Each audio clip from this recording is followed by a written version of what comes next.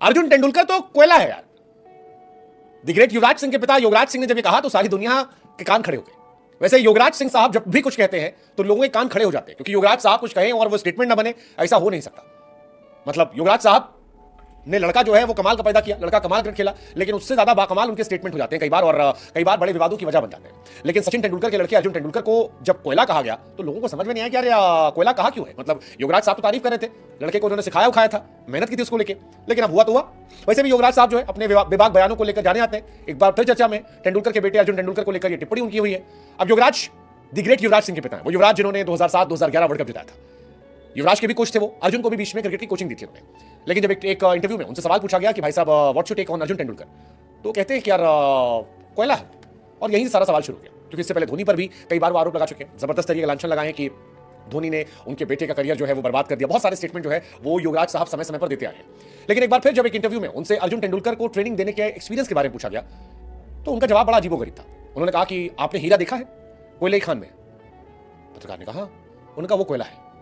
अब यहीं के सारे लोग कह रहे हैं भाई साहब ये क्या स्टेटमेंट है कि मतलब आपने हीरा देखा कोयले खान में, वो कोयला है। क्रिकेट जगत में हंगामा मचा।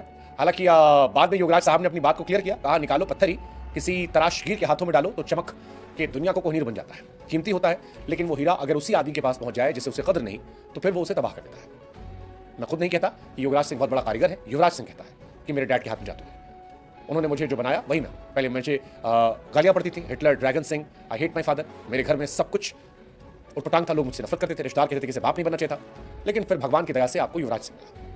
अब ये बातें जो है ये इशारों में कही गई हैं, शायरिया में कही गई हैं, बहुत सारी बातें इसमें इंक्लूड की गई है। लेकिन सवाल फिर वही कि युवराज साहब ऐसे स्टेटमेंट क्यों देते हैं? धोनी को लेकर भी जो उनके स्टेटमेंट थे वो बहुत ज्यादा कंट्रोवर्शियल थे, कई बार चर्चा में रहे, विवादित रहे। धोनी को लेकर भी बहुत सारी टिप्पणियां हुई। हाल फिलहाल में कपिल देव को लेकर युवराज सिंह साहब ने टिप्पणी की थी।